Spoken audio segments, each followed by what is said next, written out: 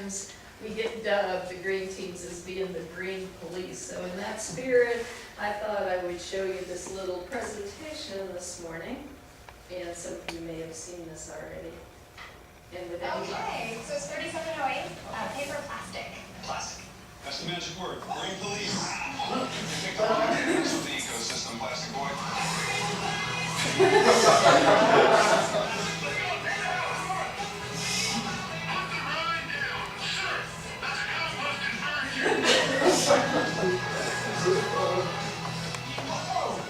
Just saw these balls. Tragedy strikes tonight where a man has just been arrested for possession of an incandescent light bulb. What do you guys think about plastic bottles now? The water savings at 105.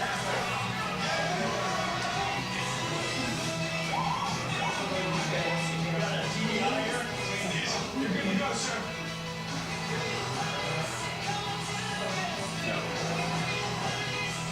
it's a commercial. Those styrofoam cups you're drinking from? Yeah. Please step out of the car and put them on the hood. Okay, so we might not be that bad, but I thought that was fun. That was a Super Bowl commercial from 2010. Some of you might remember it, and I thought that was really fun. Now, let me see, I'm going to shut this down without shutting down the, here we go. So I'm going to go through this slide presentation hopefully pretty quickly, and from that point, and I need my notes, excuse me, and then we'll go take a tour of the yard. And I mentioned this already, but to the latecomers, we're going to tour the yard where you just were, but you're going to get a guided tour, which will be so much more meaningful and interesting. Then we're going to come back here for refreshments, and Dale's going to briefly show you some reporting tools that have been developed to try to help us capture data for sustainability reporting that would be really helpful. So just to mention that the PPB and all the green teams, et cetera, work in a lot of different areas of sustainability. And energy conservation, that's huge, and Dustin and others are working on that across campus. One of the big things that we're just launching is the Better Building Challenge, and that's part of a national competition to improve efficiency in all the PPP compound buildings. So we have a year to collect the data, and we measure against our baseline from, I guess, last couple of years, and then the reductions are evaluated against other national competitors. And was it last year that the Central Store won? 2 years ago. Central Stores won Better Building Challenge for doing all kinds of improvements in the warehouse, so we're hoping to pump that up a whole lot this year. Dustin's got some great ideas of that. Landscaping and grounds, and Daryl Pons represents that group. We're doing a lot of waste diversion over there together now, partnering up. One of the things was making plastic plant pots that came from landscaping available to IFAS and students, saving both a lot of money on the purchase end of campus, and also they were sitting out there and they're hard to find markets for. So that was a very small thing, but it sure made us a lot of friends out there in academia and research. The other thing, the big thing that's getting ready to happen is we just got the go-ahead to start wind-growing yardways. So we're going to be experimenting with doing some medium-sized scale composting of yard waste on campus, turn around and use it on campus, collect data. We do have training coming probably in March, and it's free, so if anyone is involved in composting and would like training from the IFAS, Compost Queen is how she's been described. She works all over the agricultural part of South Florida, and I mean east to west coast. And yeah, she's very good. She will be here in March, and let me know, and I'll keep you posted. And then a big thing that's already happening is the Grounds purchased a chipper, really pretty thing that you'll see out there today, and they're chipping woody waste and using it for mulch on campus, so that saves both the purchase of mulch and the cost of disposing of it. The building services, Derek Bacon said about 85% of the products that they purchase through building services are green products, content. I'm sure, 70% of that is toilet paper, just kidding. They're going for greener, cleaners and all kinds of things, so that's both healthier for the staff and healthier for us and better for the environment. We're gonna pilot test it's more like a data collection and piloting paper hand towels from certain buildings to see what that's like and see if we can compost them and see how much contamination and that kind of thing. And then we just purchased our first compressed natural gas vehicle. It's a garbage truck that you'll see driving around on campus. And that's pretty exciting, alternative fuels, and we're hoping that in the future we'll have a lot more of those, and there's efforts to promote things like electric vehicles here on campus, and there's a lot happening in that. Even talking about maybe someday being able to make our own compressed natural gas from the organic waste on campus.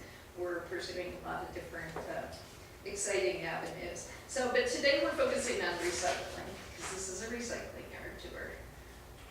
All right, so basically our recycling efforts and our department goals are supported somewhat and based somewhat on a waste audit that was just finalized a week or so ago, completed in 2014. And the good news is that UF recycled almost 75,000 tons of material, that the medical facilities diverted 279 tons, hazardous materials properly managed 169 tons, and we have taken C&D or construction and demolition waste and converted that or diverted that from a municipal solid waste landfill to a C&D landfill. Whereas it's still going to a landfill, and eventually we'd like to not do that. Technology, it's a big problem nationwide. It's not just our problem, it's one that everybody's trying to solve at once, but it saves us a whole lot of money to be able to send it to C&D. So clean C&D waste, we can manage a lot more affordably, which would then free up some money to invest in some other things that might reduce waste more. Okay, that's the good news. The not so good news is that we're still disposing of 8,700, almost 8,800 tons of waste into the municipal solid waste, going to the landfill. That's about 17.5 million pounds, and that was, last year. So not very good. That is an opportunity that I see for all of us to work a little harder and a little more creatively and begin to chisel away at that. And so let's look at what that is comprised of. According to the 2014 waste audit, we wanted to see what was going in there because, as probably all of you know, if you can't measure something or you don't measure it, you don't know what you need to change or if change has taken place, or you have to have a place to start from. And this isn't the first waste audit, but this is the updated one. It shows some improvements. I think we had more paper recycling, or there was some minor changes to this, but overall, we're kind of staying flatline on our generation rates. If you look at this chart, the light green part of the pie represents a breakdown of reported waste. So that's the data that PPD Dale collects and crunches those numbers, and that is what we report. The green side of the pie was derived, if you guys from Sustainability Office, correct me if I'm wrong, but the green side of the pie then reflects what the waste audit showed us, pretty much. And so these are the opportunities for improvement again. And you might be able to see that, like plastic, paper, those kind of things. We already have the infrastructure in place on campus to recycle those. So with a little more participation, we could have a significant impact there. Okay, where the waste came from, and this was kind of interesting. They also, did this sampling that considered, usage, volumes, that kind of thing. But they did find that student housing contributes a lot of waste, and part of that is because students are focused completely on other things, right? but especially where they're cooking meals, family housing, the Greek houses and that kind of thing. So they're doing a lot of meals, and the folks that did the audit, the students that were involved in that, said a lot of takeout, a lot of catered meals, a lot of things like that were contributing to the waste stream. But then, of course, you get in a bunch of food, and then you get busy the rest of the week, and then it's food waste before you know it. There was also a lot of traditional recyclables in the waste stream, and I don't want to point to Greek houses again, but let's just say there's a lot of aluminum cans in there that might be recycled. So, we're looking at operational things like, do we need to put more bins out there, and how and where, and all the logistical stuff that Dale deals with. In academics, the IFAS greenhouses and Library West, when we looked at their waste stream, the library's doing a great job of recycling paper and that kind of thing. They had a lot of organics. So why would a library have organics? Well, it's coffee grounds and packaged meals from the Starbucks there. And we're starting to have more Starbucks locations on campus, so we're looking for creative uses for coffee grounds. So there's an opportunity, and then, even from offices in the administration offices and academic areas, coffee grounds from little office, lunchrooms or break rooms, and tea bags and scraps from meals and that kind of thing. So we're looking at possibly little compost buckets, little vermicomposting. We're considering all kinds of options.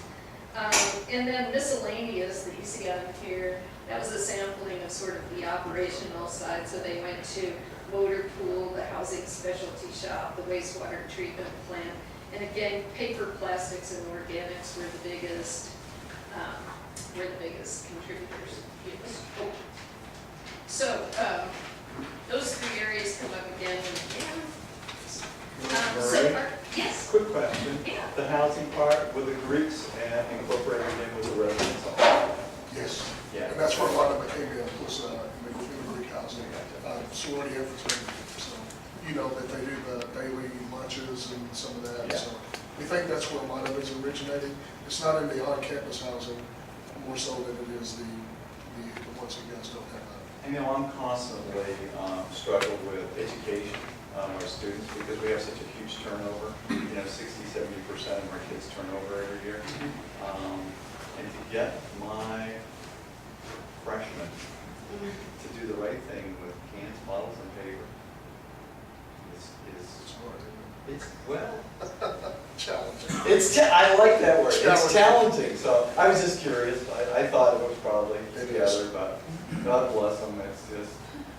It's whatever's convenient, and it's not convenient to recycle. It seems like, even though Dale and I worked very hard at putting things right outside their door. But anyway, thank you. No, this should be informal and interactive. I Yeah. appreciate you bringing that up. I mean, the waste audit, report recommended some more education and current orientation level for new students and that kind of thing. Me, seriously, I was thinking about deputizing some more green police. I like that plastic boy. Just so you guys know, housing units have been placed for, 10, 15 years. Oh yeah. They were kind of the leaders in developing move in and move out diversion of waste. Yeah, Dale. They have, Dale's been working with them on that. They collect Oh, yeah. paper and cans and bottles.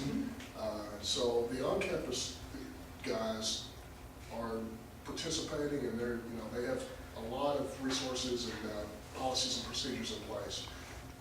When you get into the other areas, fraternities and sororities, and they kind of run their own houses and they do their own thing, those are the kind of guys and people that we have to work with more frequently, and we find higher misconversion rates. So, there's a lot of things that we can do there. Some of it is communication, some of it is an operational thing. So we're going to look at, like Marie said, giving them some more cans, different kinds of recycling cans.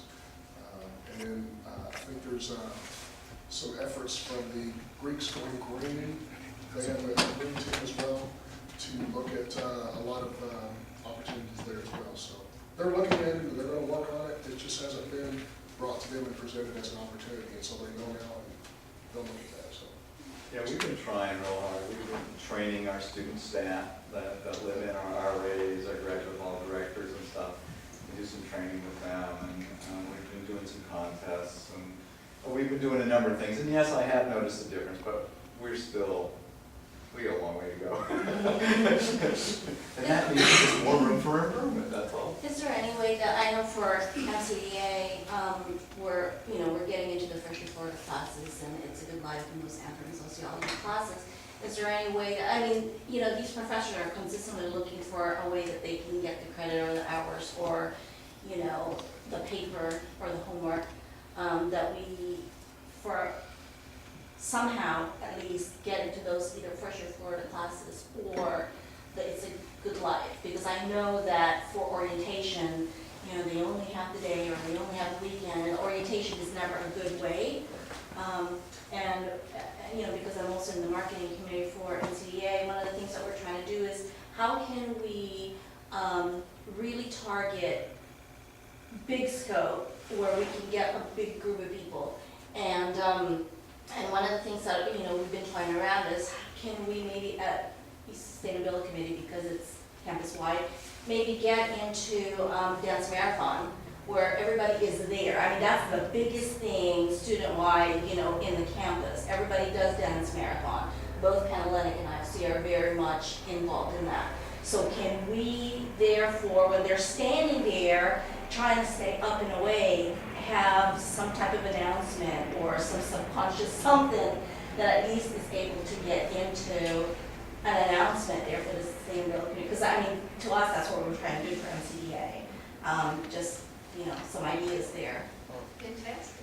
Yeah, I like the first year Florida thing, and I'll find out about that. I know we do a few things at preview when we're talking to the parents, because we always think too, if we can get our parents to support it.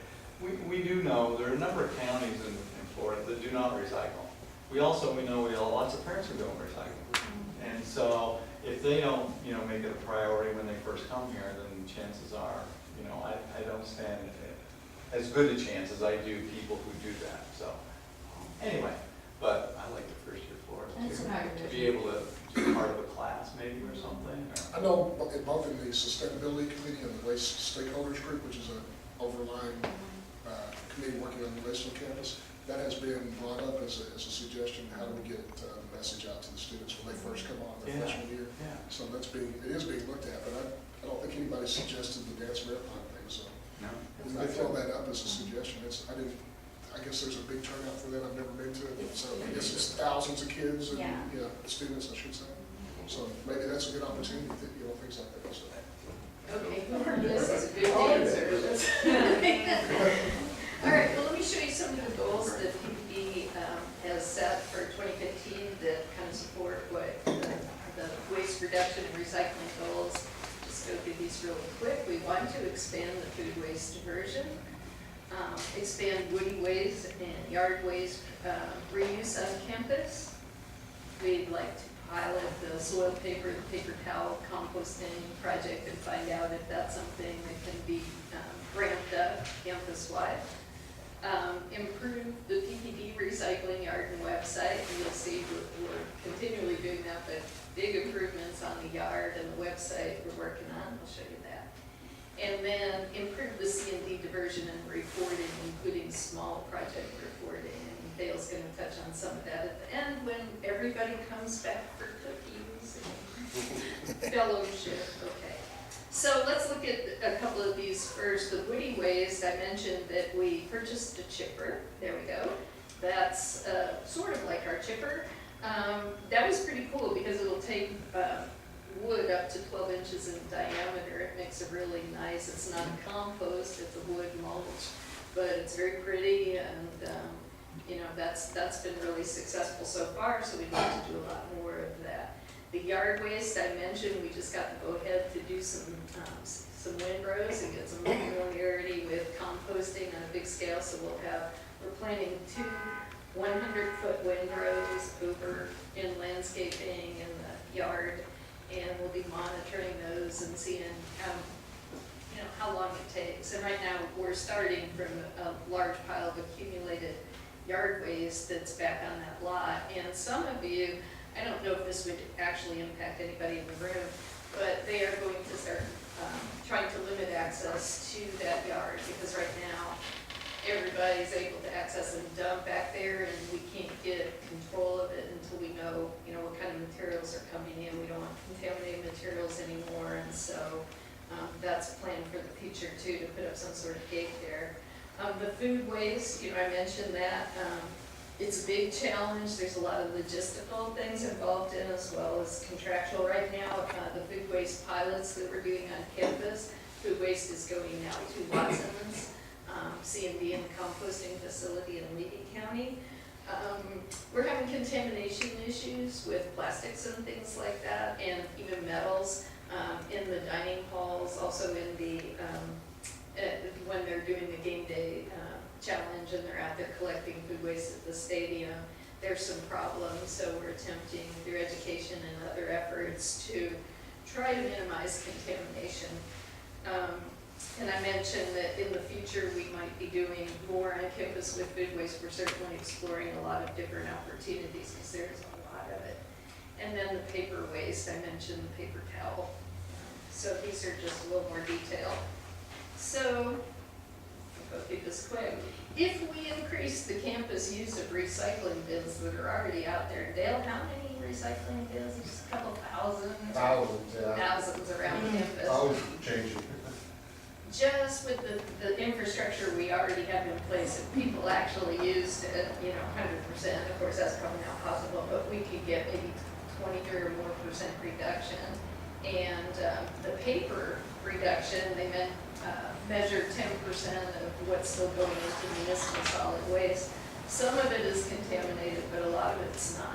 It's stuff that really could be recycled. The plastics, 11% reduction if we were to capture all of it. And then glass, possibly 2% more waste. So if we captured all of this, which again is sort of a theoretical number and not an actual possibility, but say we could, that would be 2,000 tons of waste that we'd be diverting. So even if it's only 1,000 tons of waste, that would still be significant and something for us to shoot for. We obviously have opportunities. Construction and demolition, you'll see today we've got some new sorting area set up for construction and demolition waste. And that's for any kind of remodeling project on campus, demolition projects and that kind of thing.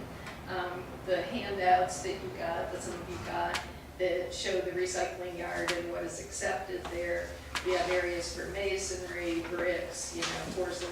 We have other areas for metal, areas for raw wood, and then areas for things that won't go in those categories, like air filters, the cardboard, fiberglass things. Those can go to the C&D landfill.